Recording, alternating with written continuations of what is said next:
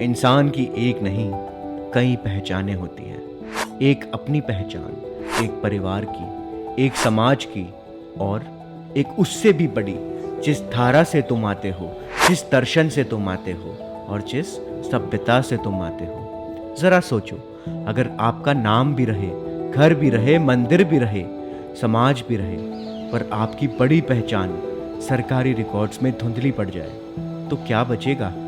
मतलब जमीन पर तो आप हैं, पर कागजों से गायब। अगर आप इसे इमोशनल अपील मान रहे हैं तो चलिए इसका रियलिटी चेक करते हैं। राजस्थान 14% जैनियों का घर, पर यहाँ 2001 की अपेक्षा 2011 में 28,000 जैन कम दर्ज हुए। जैन गढ़ कहे जाने वाले सिर्फ एक राज्य का ऐसा हाल नहीं है। मध्य प्रदेश की वृद्धि दर राष्ट्रीय वृद्धि दर से 25% कम है और उत्तर प्रदेश की 44% कम। इसीलिए इस पैटर्न पर सवाल तो बनता है। और बात सिर्फ नेशनल ग्रोथ की नहीं है। 2011 सेंसस में 650 जिलों में से 286 जिलों में जैन आबादी 500 से भी कम दर्ज है और लगभग 4200 तहसीलों में यह आंकड़ा 100 से कम है। अब आप सोचे, क्या ग्राउंड रियलिटी सचमुच ऐसी है? जहां हमारे सैकड़ों तीर्थ क्षेत्र है, हजारों मंदिर हैं, व्यापारी परिवार है और समाज देश के कोने कोने में बसा है, वहां रिकॉर्ड में हमारी संख्या इतनी कम कैसे?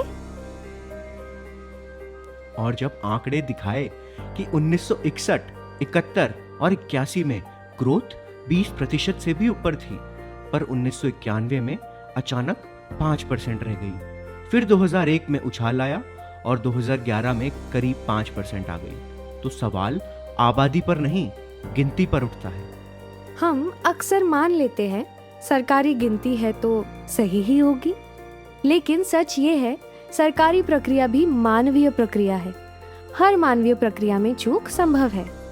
कभी हमारी असावधानी, कभी अधिकारी की भूल, कभी अवेयरनेस गैप और गिनती में चूक हो जाती है। और इसका सबसे सही उदाहरण हाल ही के दिनों में इलेक्शन कमीशन द्वारा कराई गई मतदाता पुनः निरीक्षण SIR है। बिहार राज्य में इस प्रक्रिया में 18 लाख लोग ऐसे रह गए जिन्हें पहली लिस्ट में गिना ही नहीं गया था। ISJS जैसी स्वतंत्र संस्थाओं के शोध बताते हैं कि सेंसस 2011 में जैन जनसंख्या 60 से 90% कम दर्ज हुई। कई राज्यों में यह फर्क 2 से 3 गुने का भी हो सकता है। इसका एक बड़ा प्रैक्टिकल कारण समझिए, हमारे 1000 से ज्यादा सरनेम्स हैं और उसमें से कई धर्म नहीं बताते। पुराने प्रोसेस में अक्सर अधिकारी घर से सिर्फ मुख्य आंसर रजिस्टर में लिखकर चला जाता था और फॉर्म बाद में भरता था। सरनेम से धर्म साफ ना समझ आया और उसने एंट्री किसी और धर्म में कर दी। पर इसका ये मतलब नहीं कि हमें अपना सरनेम बदलना है। हमें सिर्फ सेंसस प्रक्रिया को समझकर अपनी पहचान सही दर्ज करानी है। हम चाहे दिगंबर हो, श्वेतांबर हो, तेरापंथी, तारणपंथी, सोनगढ़ी, स्थानकवासी परंपरा से जुड़े हों। हमारी साधना की राहें भले अलग दिखे, लेकिन हमारे मूल मूल्य एक हैं: अहिंसा, अनेकांत और अपरिग्रह। जैसे देश में कोई पंजाबी है, कोई राजस्थानी तो कोई तमिल। भाषा, क्षेत्र और परंपरा अलग अलग है, लेकिन पासपोर्ट पर सबकी एक ही आइडेंटिटी है, भारतीय। और यही क्लैरिटी यहाँ भी जरूरी है। हमारी रूट्स कॉमन है, वैल्यूज कॉमन है और रिस्पॉन्सिबिलिटीज भी। अक्सर लोग कहते हैं, क्या फर्क पड़ता है, हम सब सनातन परंपरा का ही तो हिस्सा है, बस मार्ग अलग है। लेकिन बात सिर्फ मार्ग की नहीं, पहचान की भी है। जैन परंपरा पूजा पद्धति का वेरिएशन नहीं, ये एक स्वतंत्र और प्राचीन दार्शनिक परंपरा है। इसका आधार किसी ईश्वर की सत्ता नहीं, बल्कि आत्मा और कर्म का सिद्धांत है। हमारे तीर्थंकर, हमारी गुरु परंपरा, हमारे व्रत, तप, साधना, ये एक संपूर्ण जीवन दृष्टि है। विष्णु पुराण साक्षी है। हमारे देश का नाम तीर्थंकर ऋषभ देव के पुत्र चक्रवर्ती सम्राट भरत के नाम पर पड़ा। इस पावन भूमि की परंपरा में अखंड भारत की नींव रखने वाले सम्राट चंद्रगुप्त मौर्य ने जैन दीक्षा धारण कर वैराग्य और त्याग की अमर गाथा रच दी। आज भी उदयगिरी खंडगिरी की वो प्राचीन गुफाएं, ग्वालियर की वो अडिग प्रतिमाएं, रणकपुर का वो अनुपम मंदिर हमारी गहरी जड़ों की और जीवंत परंपरा की गाथा गा रहे हैं। जैन जड़ों और जैन परंपराओं से जुड़े सराक बंधुओं का जैन समाज की मुख्य धारा से पुनः जुड़ाव आज एक सुखद और सार्थक प्रक्रिया है। ये प्रक्रिया हमें एक सूक्ष्म सीख भी देती है कि पहचान अगर स्पष्ट रूप से संजोई न जाए तो समय के साथ धुंधली पड़ सकती है। सिर्फ परंपरा ही नहीं, कानूनी और संवैधानिक तौर पर भी हम अलग पहचान रखते हैं। भारत सरकार ने जैनों को नेशनल माइनॉरिटी माना है। सेंसस में जैन एक अलग धर्म के रूप में दर्ज है। सुप्रीम कोर्ट ने भी जैनिज्म को एक स्वतंत्र धर्म माना है। ये हमारे लिए गौरव की बात है कि आज दुनिया को जिस अहिंसा, संयम और व्यापक दृष्टि की आवश्यकता है, उसकी जड़ें हमारी परंपरा में है। महात्मा गांधी की चेतना में श्रीमद राजचंद्र का गहरा प्रभाव था और अनेकांत की वही विनम्र दृष्टि ISRO के संस्थापक डॉक्टर विक्रम साराभाई जैसे व्यक्तित्वों में भी झलकती है। अब सबसे प्रैक्टिकल सवाल, मान लो जमीन पर सब है, मंदिर, तीर्थ, संस्थाएं, लेकिन गवर्नमेंट रिकॉर्ड्स में हम कम दिखे तो? अगर कागजों में हमारी संख्या कम दिखे तो हर बात के लिए जमीन पर ज्यादा संघर्ष करना पड़ता है, चाहे बात हेरिटेज प्रोटेक्शन की हो, मंदिरों के सपोर्ट की हो, भाषा और संस्कृति के संरक्षण की हो या इंस्टीट्यूशनल रिकॉग्निशन की हो। इसीलिए सही काउंटिंग सिर्फ एक नंबर नहीं है, ये फ्यूचर प्लानिंग की बुनियाद है, हमारे तीर्थ, धरोहर और कल्चरल मेमोरी की सुरक्षा के लिए। धर्म के आधार पर गिनती का जनगणना एकमात्र आधिकारिक राष्ट्रीय आंकड़ा है। इस बार यह पूरे 16 साल बाद हो रहा है। अगली बार ऐसा अवसर कब आएगा ये कोई नहीं जानता।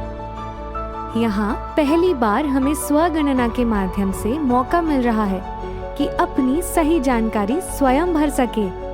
इस प्रक्रिया के 2 चरण हैं। पहले चरण में अप्रैल से सितंबर 2026 तक घरों की गिनती होगी, जिसमें 33 प्रश्न पूछे जाएंगे।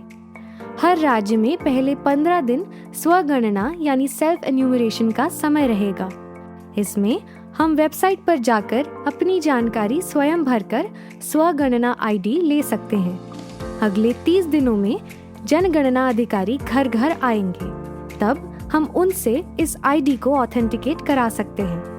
बिना ऑथेंटिकेशन के ऑनलाइन एंट्री वैध नहीं मानी जाएगी।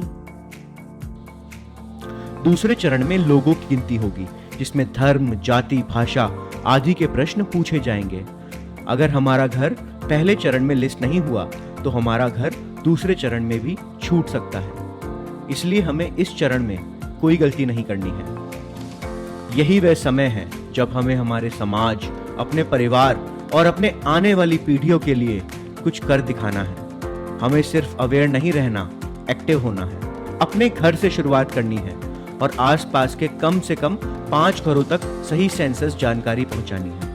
घर घर तक पहुंचने के लिए अपनी लोकल भाषा तमिल, गुजराती, मराठी, कन्नड़ा आदि में सिंपल कंटेंट बनानी है। हमें संस्थाओं के माध्यम से पत्रचार कर अपनी बात औपचारिक रूप से सेंसस ऑफिस में रखनी है। हमें बुजुर्गों और ऐसे परिवारों तक भी पहुंचना है जो खुद हेल्प लेने नहीं आ सकते। सपोर्ट इकोसिस्टम से जुड़े, वॉलंटियर, ट्रेनिंग, गाइडेंस। अधिक जानकारी के लिए दिए गए नंबर पर मिस्ड कॉल या व्हाट्सएप करें।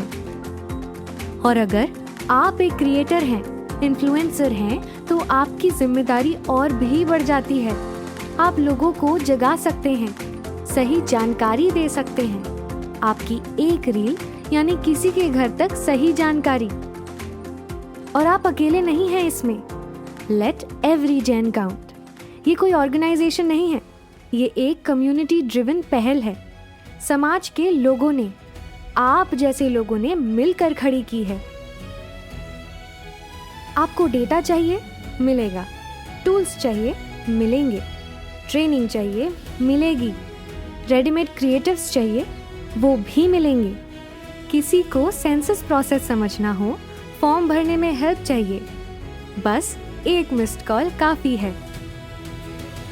मंदिर और पंचकल्याणक तो एक पीढ़ी बना सकती है, पर परंपरा बचाना आसान नहीं होता, पीढ़ियां लग जाती है। इस बार सवाल सिर्फ ये नहीं कि तुम जैन हो, सवाल ये है कि आपकी वजह से कितने जैन सही गिने जाएंगे।